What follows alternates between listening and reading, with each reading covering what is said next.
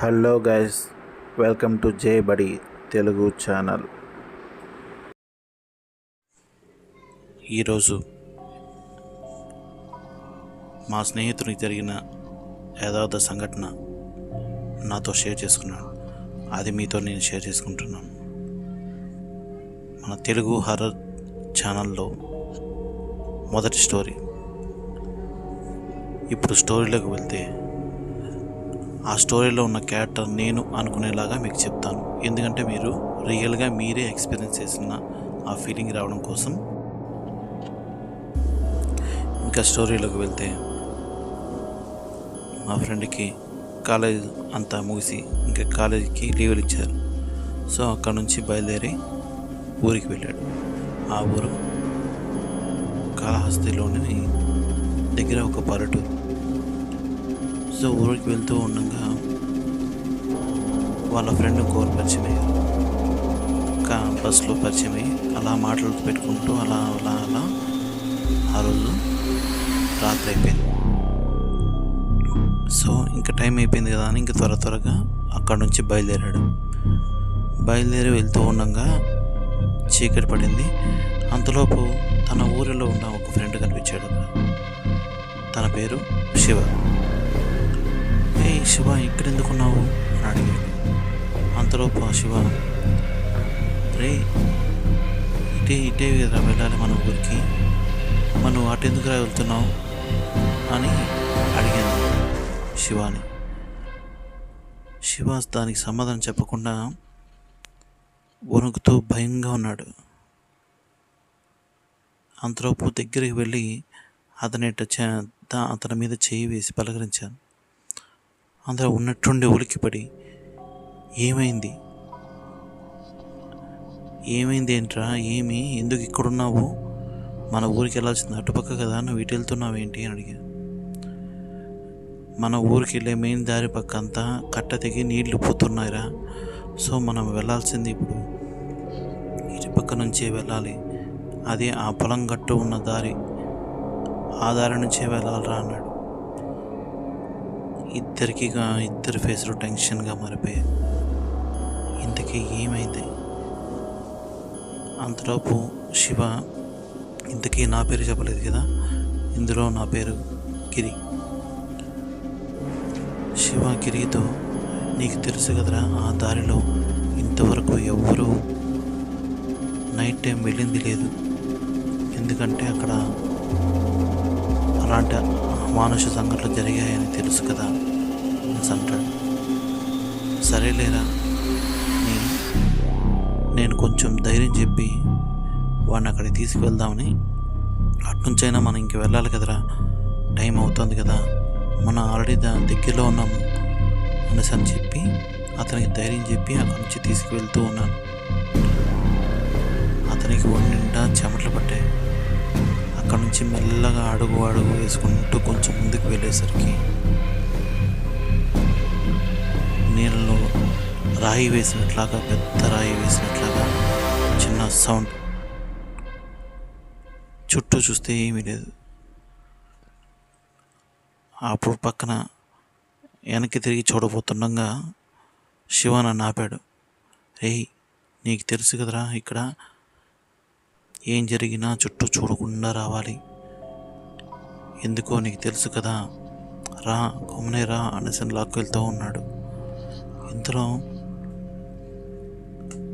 ఏ బాబు ఇటు చూడు, నీళ్ళల్లో పడిపోయేలాగా ఉన్నాను, నన్ను కాపాడండి అనేసి సౌండ్ వచ్చాయి.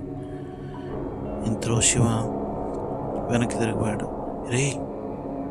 నేను తనని ఆపి, ఇప్పుడే కదరా చెప్పావు, అలా అంత చేయొద్దు, మన వెనక్కి తిరిగి చూడొద్దు, వెళ్ళొద్దు అని, మళ్ళీ వెళ్తున్నావేరా అని, మర్చిపోయాను రా అనేసని మళ్ళా తనను లాక్కొని ముందరికి వెళ్తూ ఉన్నాను. ఈసారి మాకు దగ్గరగా ఎవరో పరిగెత్తుతూ వచ్చినట్లు అనిపించింది. శివ వెనక్కి తిరిగి చూడకుండానే నా చేయి గట్టిగా పట్టుకొని, రారా త్వరగా వెళ్దాం, రారా ఇక్కడి నుంచి అనేసి అన్నాడు. ఏమైందిరా అంటే, మన దగ్గరగా ఎవరో వచ్చినట్టు నాకు అనిపించిందిరా, నీకు అనిపించలేదా అన్నాడు. లేదురా అన్నాను. కొంచెం ముందు వెళ్తుండగా అక్కడ మళ్ళీ అలానే శబ్దం వినిపించింది వాడికి. మళ్ళీ ఆగాడు. ఏమైందిరా అంటే, ఎవరో నా వెనకాలే వస్తున్నట్టు అనిపిస్తుందిరా అనసన్న. ఇంతలో ఆ పక్క నుంచి మెల్లగా ఒక చిక్కటి పొగలాగా మా వెనకాల నుంచి వెళ్తూ ఉన్నట్లాగా ఒక నీడలాగా కనిపించింది మా ముందర. అప్పుడు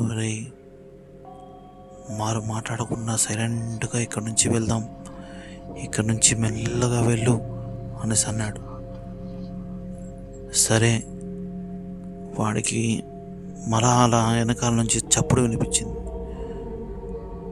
వాడికి కోపం వచ్చింది. ఉన్నట్టుండి, ఏయ్ ఎవర్రా అది, చెప్పు తెగిపోతుంది నా వెనకాల వచ్చావంటే అని అరిచాడు గట్టిగా. ఒక 2 అడుగులు ముందరికి వేసేటప్పటికి సరరాని వాడు చెప్పే తెగిపోయింది. వాడికి కొంచెం టెన్షన్ వేసింది. అంతలోపు నేను కొంచెం 2 అడుగులు ముందు వేశాను. వాడిని దాటి ఒకరు ముందరకు వచ్చేసాను. వాడు చెప్పు తెగిపోయిందన్న సంగతి నేను చూసుకోలేదు. ఇంకొంచెం ముందరకు వెళ్తే అక్కడ మన ఊరి పొలి మీద దేవత వస్తుంది. అది దాటేసామంటే మనకు ఎలాంటి భయం ఉండదురా అని నా పాటికి నేను చెప్పుకుంటూ వెళ్తూ ఉన్నా. కానీ పక్కన వాడు లేడు, వాడు రావట్లేదు. ఇంకా తీరా ఇంకా పొలిమేర దగ్గరికి వచ్చేసి ఆ దేవత పొలిమేర గంగమ్మ గుడి దాటుకొని ముందు అడుగు పెట్టేటప్పటికి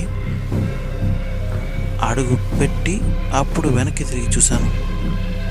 వాడు ఇంకా దూరంగా అక్కడే ఉన్నాడు. ఆ కాలు చెప్పు తెగిపోయింది.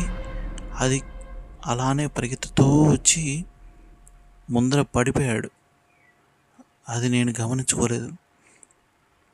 నేను ఇక్కడ నుంచే రే శివ శివ శివ నడుస్తున్నా.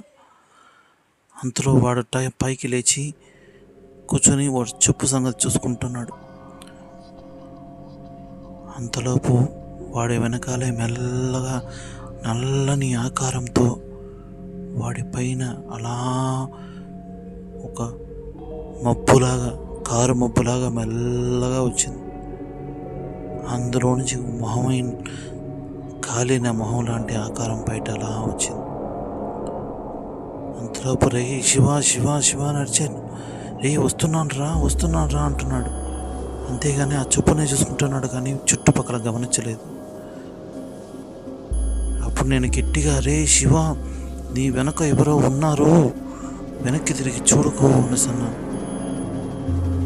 వాడికి టెన్షన్ పట్టిపోయింది. ఒళ్ళంతా చెమటలు వచ్చేసాయి. మెల్లగా ఆ చెప్పుల్ని అక్కడ పక్కన పాడేసి వెనక్కి తిరిగి చూడకుండా ముందర ఉన్న గంగమ్మ తల్లి పేరు చెప్పుకుంటూ గంగమ్మ తల్లి అనేసి పరిగెత్తుకుంటూ వచ్చేసాడు. వచ్చి గంగమ్మ గుడి పొలి మీద అడుగు పెట్టాడు.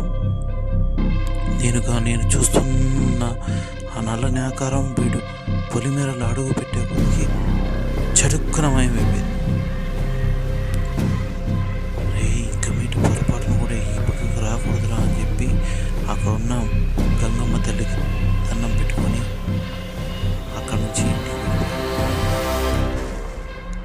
హాయ్ ఫ్రెండ్స్, స్టోరీ కనుక మీకు నచ్చినట్టయితే సబ్స్క్రైబ్ చేయండి, లైక్ చేయండి. మీ చిన్న లైక్ నాకు ఒక ఎంకరేజ్మెంట్గా ఉంటుంది. మరిన్ని స్టోరీస్ కోసం please subscribe JK story teller. Thank you.